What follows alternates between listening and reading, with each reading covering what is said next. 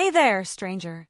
Before we dive into this whirlwind of a story, let me ask you something. Have you ever felt like the world just forgot you existed? Like no matter how loud you screamed, your voice was drowned out by someone else's spotlight? Well, buckle up because this is my story, and trust me, it's one you won't forget. Oh, and if you're here for the drama, the heartbreak, and the ultimate mic drop moment, hit that subscribe button and stick around till the end. You won't regret it. My name is Calla Finch, and I've always been the other child, the one who blends into the background while everyone else shines. Growing up in Willow Creek, Oregon, a sleepy little town where gossip spreads faster than wildfire, I learned early on that being invisible wasn't just a feeling. It was practically my identity. My parents, Eleanor and Graham Finch, are lawyers with reputations as sharp as their tailored suits. They're the kind of people who expect perfection, and unfortunately for me, perfection came packaged in the form of my older brother, Rowan. Rowan? Oh, Rowan's the golden boy, the guy who could charm his way out of a speeding ticket, even if he was going 90 in a school zone. He graduated at the top of his class from Stanford last spring, and now he's about to move to New York City for some fancy internship that'll probably land him on the cover of Forbes before he turns 30. Meanwhile, I'm over here chasing sunsets with my camera, trying to capture moments that make people feel something. But let's be real. No one really notices those photos unless they're framed on Instagram. Still, I love what I do. Photography isn't just a hobby for me. It's my escape. It's how I process the chaos of life, how I find beauty in the mundane. And yeah, maybe part of me hopes that someday, just once, my parents will look at one of my pictures and see me instead of comparing me to Rowan. But hey, dreams are free, right? Or so I thought, until everything changed. Let me paint you a picture of what it's like living in Rowan's shadow. Imagine being 9 years old and bringing home a drawing you spent hours perfecting, only for your mom to say, "That's nice, dear," while pinning up Rowan's first-place science fair trophy on the fridge. Or imagine pouring your heart into baking cookies for your dad's birthday, only for him to ruffle your hair and say, "Good job," before launching into a 10-minute monologue about how Rowan aced his math test. Don't get me wrong, I love my brother. He's smart, funny, and genuinely cares about people. But loving someone doesn't mean you don't resent them sometimes. Over the years, I've tried everything to earn my parents' attention. I joined the debate team. I quit after losing every argument. I took piano lessons. I gave up when I realized I sounded like a dying cat. Hell, I even attempted to write poetry once. But let's just say rhyming heart with a part didn't exactly win me any literary awards. The truth is, I stopped trying to compete with Rowan a long time ago. Instead, I focused on what made me happy, photography. There's something magical about freezing time, about capturing emotions that words can't quite describe. But deep down, I couldn't help wondering, would my parents ever see me the way they saw him? Would they ever understand that I wasn't trying to be Rowan, I was just trying to be me? It all started with a family dinner, or rather, the announcement that came with it. You know those meals where everyone sits around the table pretending to listen while secretly scrolling through their phones? Yeah, this wasn't one of those. This was the kind of dinner where the air feels heavy, like something big is about to happen. My mom cleared her throat and set down her fork. "We have some exciting news," she said, glancing at Rowan with a smile that could light up the entire Pacific Northwest. "As you know, Rowan has accepted an incredible opportunity in New York City. To celebrate, we're throwing him a farewell party this weekend." Of course, because why wouldn't they throw him a party? Rowan was leaving to conquer the world, and I was sitting there, stabbing at my mashed potatoes like they'd done me personal wrong. But then, almost as an afterthought, my dad turned to me. "Oh, and Calla," he said, his tone casual, like he was commenting on the weather. "We heard you got into that art program in Paris. Congratulations." Congratulate me? They acted like it was no big deal, like getting accepted into one of the most prestigious photography programs in Europe was something anyone could do. All I could manage was a weak smile and a mumbled thanks. Inside, though, I was screaming. Did they not realize how hard I'd worked for this? How much this meant to me? By the time dessert rolled around, I'd already made up my mind. If they weren't going to acknowledge me, fine. I'd make sure they never forgot me. The day of Rowan's farewell party arrived, and the house buzzed with excitement. Balloons floated lazily in the breeze. Streamers hung from every available surface, and a banner stretched across the garage that read, "Good luck, Rowan," in bold, glittery letters. It was like a scene straight out of a movie, except I wasn't the star. I was more like the extra who blends into the background, holding a tray of hors d'oeuvres no one notices. As guests began arriving, my parents ushered everyone outside to reveal the piece de resistance, a brand new Tesla Model 3 gleaming under the late afternoon sun. My dad clapped Rowan on the back, beaming with pride. "This is just the beginning," he said loud enough for everyone to hear. "You've earned it." Earned it? I stood there, clutching a glass of punch, so tightly I thought it might shatter. Sure, Rowan had worked hard, but did they really think buying him a car was the only way to show their support? And what about me? Did they even consider how it felt to watch them hand over keys to my brother while barely acknowledging my accomplishments? When my dad turned to me with a smirk and said, "Maybe one day we can afford something like this for you too," something inside me snapped. That casual jab, it wasn't just a joke. It was another reminder that I'd always come second. But instead of letting it crush me, I decided right then and there that I wouldn't let them ignore me anymore. This party wasn't just Rowan's moment, it was going to be mine too. After excusing myself from the crowd, I slipped away to call my best friend, Sylvie Marlowe. Sylvie's the kind of person who radiates chaos in the best possible way. She's fearless, unpredictable, and has a knack for making even the worst situations feel like an adventure. Plus, her dad owns a junkyard, which means she knows her way around cars better than most mechanics.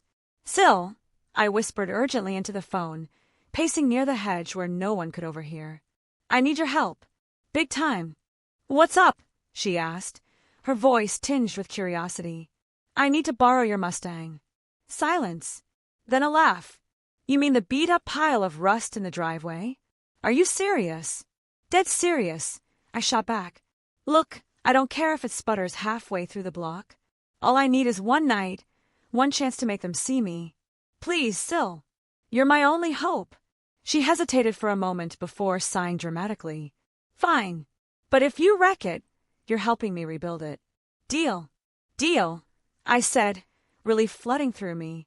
An hour later, Sylvie pulled up in her vintage red Mustang, its engine roaring like a lion waking from a nap. The car was far from perfect, its paint job was faded, and one of the headlights flickered ominously, but to me it was perfect. For the first time all day, I felt a spark of excitement. This wasn't just a car, it was my ticket to making an unforgettable entrance. When the Mustang rolled into the driveway, the entire party froze. Conversations halted mid-sentence, forks clattered onto plates, and heads swiveled in unison to stare at the source of the commotion. Even Rowan looked surprised, his mouth hanging slightly open as I stepped out of the car in a sleek black jumpsuit and ankle boots, my camera slung casually over my shoulder. For a split second, I worried I'd gone too far. What if they laughed? What if they thought I was being ridiculous? But then I saw the expressions on their faces, shock, awe, and maybe just a hint of admiration, and I knew I'd made the right choice. My mom recovered first, smoothing her blouse as she approached me. "Calla, what is this?" she asked, her tone a mix of confusion and thinly veiled irritation. "This," I replied, gesturing to the Mustang with a grin, "is me saying goodbye in style. Something you guys seem to forget I deserve." The crowd erupted into murmurs, some laughing nervously, others whispering behind their hands. I caught Rowan giving me a subtle thumbs up, which almost made me smile despite the tension. My dad, however, didn't look amused. He crossed his arms and raised an eyebrow. "Is this really necessary?" "Absolutely," I said, meeting his gaze without flinching. "Because apparently, showing up in a beat-up old car is the only way to get anyone's attention around here. If pulling up in the Mustang was the spark, the confrontation that followed was the wildfire. Dinner was awkward, to say the least. Every bite of lasagna felt heavier than the last, and the polite chatter between guests couldn't mask the elephant in the room. Later, as the sun dipped below the horizon and the sky turned shades of pink and orange, my mom cornered me in the kitchen. "What were you thinking, Calla?" she demanded, her voice low but sharp.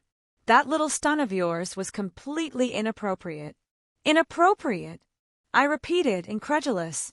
"Mom, you gave Rowan a brand new Tesla and threw him a party with half the town invited. Meanwhile, I got a lukewarm congratulations and zero recognition for getting into a program that thousands of people apply to every year. So yeah, maybe showing up in Sylvie's Mustang wasn't exactly subtle, but neither is ignoring your own daughter. She opened her mouth to respond, then closed it again, looking genuinely taken aback. For once, I'd rendered her speechless. As I walked away, I felt a strange mix of triumph and guilt.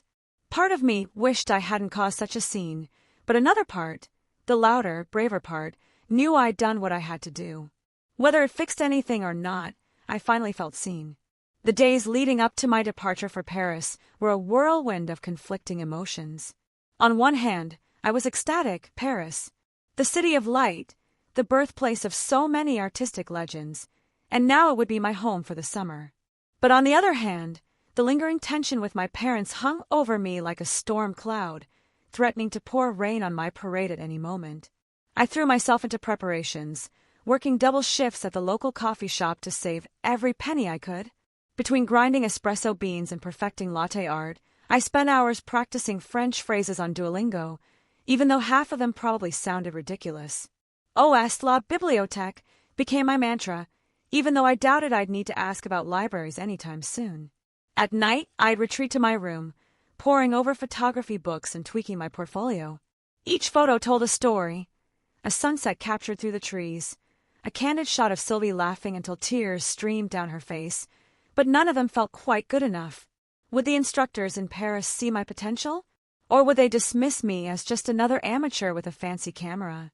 Despite my excitement, there was an ache in my chest that wouldn't go away.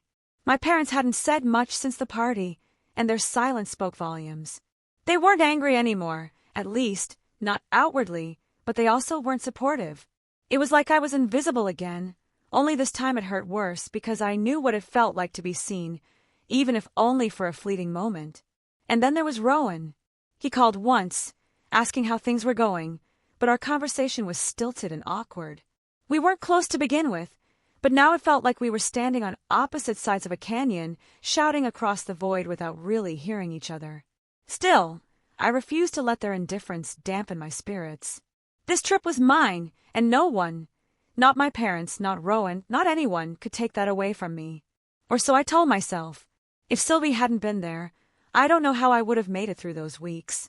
She was my rock, my cheerleader, and occasionally my reality check. While everyone else tiptoed around me, she had no qualms about calling me out when I wallowed too long in self-pity. "Listen, Cal," she said one afternoon as we tinkered with the Mustang in her dad's garage. "You can't keep letting them get under your skin. You're leaving for Paris in a few days. That's huge. Focus on that, not whatever drama is happening here." "I know," I muttered, tightening a bolt with more force than necessary. "It's just hard, you know? Like, why does it feel like I have to fight for everything while Rowan gets handed everything on a silver platter?" Sylvie leaned against the car, wiping grease-streaked hands on her jeans. "Because life isn't fair. Trust me, I get it. But you're stronger than that. You've got talent, guts, and a killer sense of style. Those people in Paris are gonna eat it up." Her words hit me like a punch to the gut, not because they were harsh, but because they were true. I was talented. I had worked hard. And maybe, just maybe, I deserved to believe in myself a little more. By the time we finished fixing up the Mustang, it looked almost unrecognizable. Sylvie had replaced the flickering headlight, polished the rust spots, and added a fresh coat of red paint that gleamed in the sunlight. "There," she said proudly, stepping back to admire our handiwork. "Now it's officially your ride off into the sunset car." For the first time in weeks, I smiled without forcing it.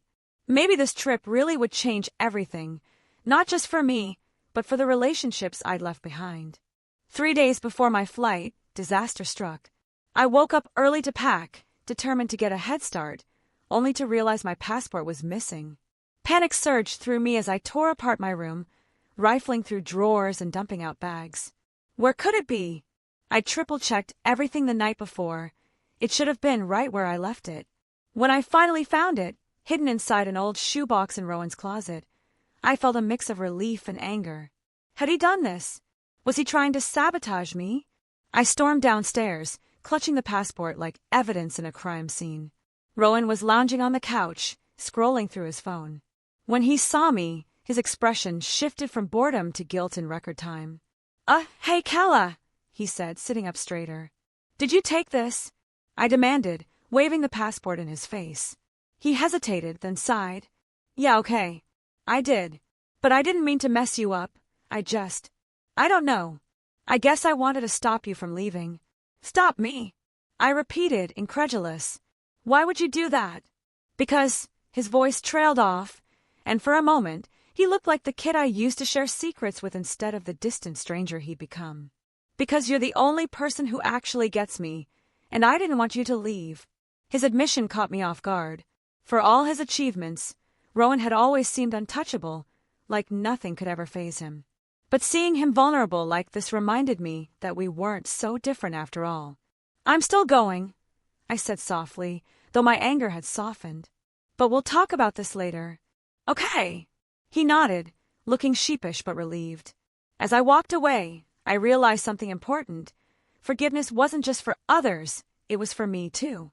With the passport crisis resolved, I turned my attention to saying goodbye. Sylvie threw me a small send-off party at her place, complete with pizza, soda, and a playlist of cheesy 80s hits.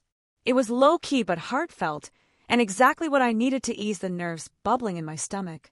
You better text me every day, Sylvie warned, hugging me tightly. And send pictures of all the cute European boys you meet. I'll try, I laughed, though I knew I'd miss her more than I cared to admit. Later that evening, I sat on the porch with Rowan, watching the stars twinkle above Willow Creek. Neither of us spoke for a while, content to simply exist in each other's company. You're gonna kill it in Paris, he said eventually, breaking the silence. Just don't forget about us, okay? I won't, I promised, nudging him playfully. Besides, someone has to remind you to call Mom and Dad once in a while. We both laughed, and for the first time in years it felt real. Not forced or obligatory, but genuine. As I packed my bags that night, I couldn't help but wonder if this trip would mend the cracks in my family, or widen them further. Either way, I was ready to chase my dreams, confront my fears, and prove to myself that I was more than just the girl in the shadow. The moment I stepped off the plane in Paris, I felt like I'd walked into a dream. The air smelled different, crisper, tinged with the faint aroma of freshly baked baguettes and blooming flowers. The streets buzzed with life, people chatting animatedly in French as they hurried past quaint cafes and towering monuments. It was everything I'd imagined and more. But as breathtaking as it was, there was also an overwhelming sense of isolation. For the first time in my life, I was completely alone. No Sylvie to crack jokes, no Rowan to silently share space with, and certainly no parents to roll their eyes at my antics. I missed them all, even if admitting it made my chest ache. Still, I threw myself into the program with everything I had. My instructors were demanding, pushing me to experiment with angles, lighting, and composition in ways I'd never considered before. Each assignment felt like both a challenge and an opportunity, a chance to prove that I belonged here. One evening, after spending hours wandering Montmartre with my camera, I stumbled upon a street artist painting vibrant murals on the side of an old building. His work was raw, emotional, and utterly captivating. As I snapped photos of him mid-stroke, he glanced up and grinned. "You've got a good eye," he said in heavily accented English, nodding toward my camera. "Don't lose it." His words stayed with me long after I left, a reminder that art isn't just about skill, it's about perspective. And for the first time since arriving, I allowed myself to feel hopeful. Maybe this trip wasn't just about escaping Willow Creek. Maybe it was about finding pieces of myself I hadn't known were missing. Just when I thought I was adjusting, an email from my mom landed in my inbox. My heart raced as I clicked it open, half expecting criticism or passive-aggressive remarks. Instead, I found something entirely unexpected: vulnerability. "Calla," she wrote, her tone uncharacteristically soft. "Your father and I have been reflecting on recent events, and we realize we may not have handled things well. We're proud of you, not just for getting into this program, but for pursuing your passion despite our lack of support. Please know that we love you deeply and only want what's best for you. Safe travels, sweetheart." I read the message 3 times, tears blurring the screen. Was this really my mom, the same woman who dismissed my dreams with a casual nod? It was hard to reconcile the two versions of her, but deep down, I knew she meant every word. For days afterward, I couldn't stop thinking about her email. Part of me wanted to respond, to pour out all the emotions I'd bottled up over the years. But another part hesitated, unsure if forgiveness came so easily. Could we truly move forward, or would old wounds resurface once I returned home? Meanwhile, back in New York, Rowan was struggling in ways I couldn't have anticipated. During one of our late-night video calls, he looked exhausted, dark circles under his eyes betraying the stress he tried to hide. "This internship is insane," he admitted, running a hand through his disheveled hair. "Everyone expects perfection, and honestly, I don't know if I can keep up." Hearing him sound so defeated shocked me. Rowan had always seemed invincible, like nothing could shake his confidence. But here he was, doubting himself in a way that felt painfully familiar. "I get it," I said gently. "You don't have to be perfect, Rowan. Just be you. That's enough." He smiled faintly, though sadness lingered in his eyes. "Thanks, Cal. I miss having you around. You always know how to cut through the crap." Our conversation ended with a promise to stay in touch, but as I hung up, I realized something important. My family needed me just as much as I needed them. Distance might have separated us, but it hadn't severed the ties that bound us together. Midway through my stay in Paris, disaster struck back home, or rather in Sylvie's garage. I received a frantic call from her while exploring the Louvre, her voice trembling with panic. "Calla, it's bad," she blurted out. "I took the Mustang for a spin last night, and, well, let's just say it didn't end well." My stomach dropped. "What happened?" "It crashed. Totaled." "I'm okay, but the car," she trailed off, guilt heavy in her tone. Without hesitation, I booked the next flight back to Oregon. Sure, I'd come to Paris to chase my dreams, but some things mattered more than ambition. Friends like Sylvie didn't come around often, and I wasn't about to abandon her when she needed me most. Episode 16, Mending What's Broken. When I arrived at Sylvie's house, she greeted me with tear-streaked cheeks and an apology already forming on her lips. "I'm so sorry, Cal," she whispered, hugging me tightly. "I should have been more careful." "It's okay," I assured her, though my heart ached at the sight of the crumpled Mustang in her driveway. "Accidents happen. What matters is that you're safe." Together, we spent the next few days salvaging what we could from the wreckage. Neighbors stopped by to offer condolences, and even Mr. Marlowe pitched in, teaching us how to rebuild parts of the engine. Slowly but surely, the Mustang began to resemble its former self, not perfect but functional. As we worked, I realized something profound. Sometimes, mending broken things brings people closer. The Mustang had symbolized my rebellion, my desire to stand out. Now, it represented resilience, the kind that comes from leaning on others instead of trying to carry the weight alone. Before heading back to Paris, I decided to host a small gathering at Sylvie's garage, a thank you to everyone who'd supported me, whether they realized it or not. My parents showed up, looking nervous but sincere. Rowan Skyped in from New York, his face lighting up at the sight of the repaired Mustang. "I owe all of you an apology," I began, standing beside the car. For a long time, I felt invisible, like I didn't matter unless I did something extraordinary. But being here tonight reminds me that I'm surrounded by people who care, not because of what I achieve, but because of who I am. My mom wiped away tears, and my dad gave a rare smile. Even Rowan chimed in, saying, "You've always mattered, Cal. We just suck at showing it sometimes." By the end of the night, laughter filled the air, replacing the tension that had once defined us. As I drove the Mustang down the coast later that week, wind in my hair and camera slung across my shoulder, I finally understood. Pulling up in style wasn't just about making an entrance. It was about finding my place in a world that sometimes forgets to look twice. Returning to Paris felt different this time, lighter somehow. The weight I'd carried on my shoulders since the farewell party in Willow Creek had lifted, replaced by a quiet confidence I hadn't known before. My conversations with Sylvie, Rowan, and even my parents had reminded me that life isn't lived in isolation. Every relationship, every moment of tension or triumph, shapes who we are, and sometimes, healing begins when you stop fighting against it. I threw myself back into the photography program with renewed energy, capturing scenes I'd previously overlooked. The way sunlight filtered through cafe windows, the laughter of children playing in Luxembourg gardens, the quiet dignity of an elderly street musician strumming his guitar for coins. Each photo told a story, not just of Paris, but of me, of how far I'd come, and how much further I still wanted to go. One afternoon, as I snapped shots along the Seine, one of my instructors approached me. "Calla," he said, his French accent lilting warmly, "you've grown so much since you arrived. Your work, it speaks now. It has soul." His words brought tears to my eyes, not because they were perfect, but because they confirmed what I'd begun to suspect. I was enough. Not because I'd achieved something extraordinary, but because I'd embraced who I was without apology. A week later, a package arrived at my tiny apartment near Montmartre.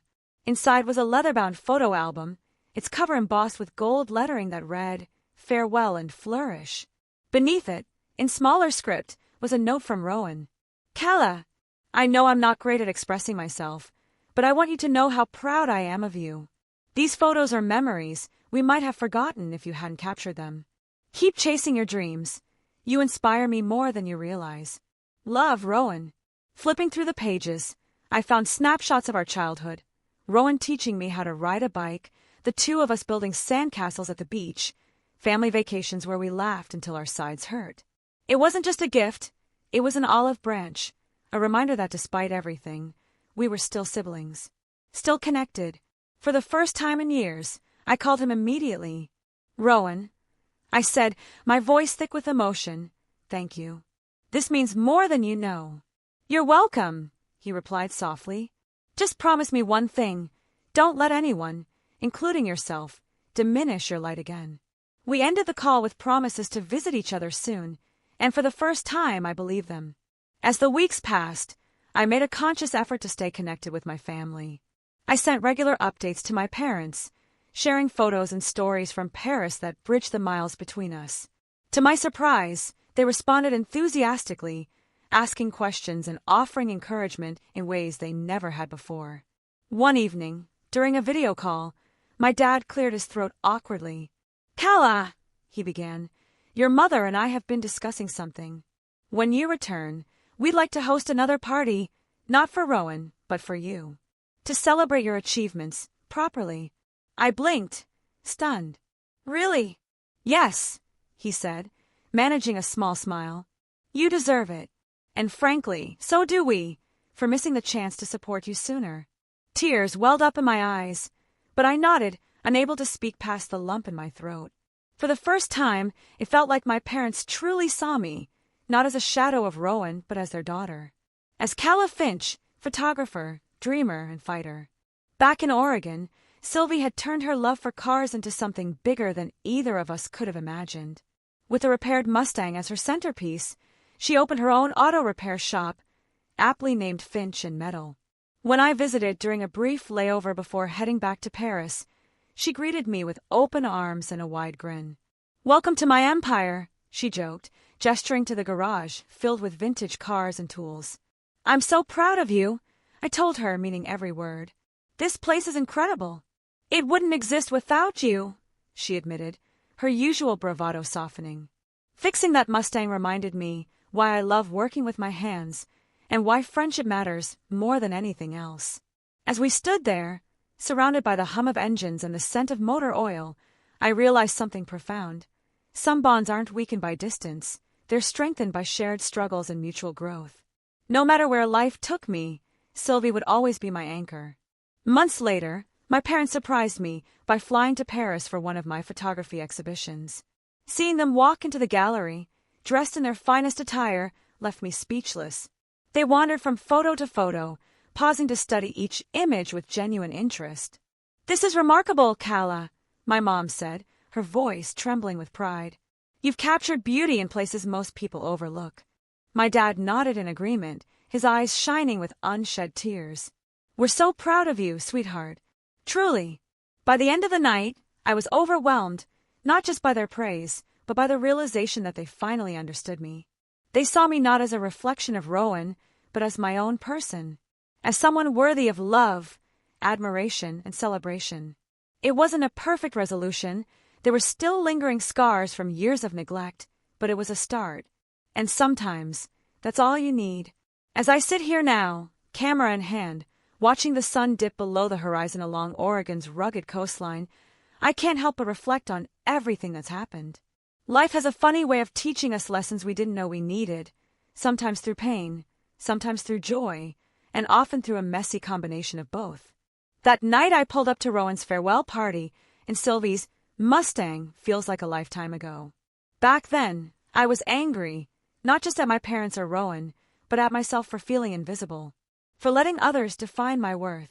But looking back, I realized that moment wasn't about rebellion, it was about reclaiming my voice.